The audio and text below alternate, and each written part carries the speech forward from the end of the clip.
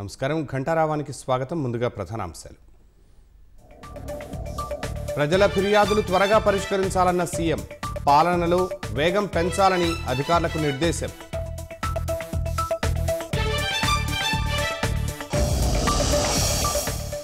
భారత్లో పెట్టుబడులకు ఇదే మంచి సమయమన్న ప్రధాని, అపారమైన అవకాశాలు పరిశీలించాలని ఫ్రెంచ్ కంపెనీలకు పిలుపు.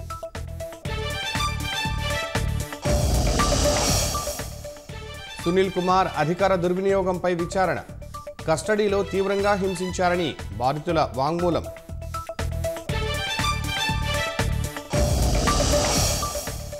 శనివారంలోగా ఇజ్రాయెల్ బందీలను విడుదల చేయాలి, లేదంటే హమాస్ని పూర్తిగా తుడిచిపెడతామన్న నెతన్యాహు.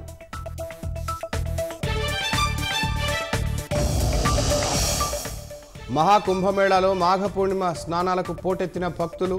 నేడు దీక్ష విరమించనున్న 10 లక్షల మంది కల్పవాసీలు.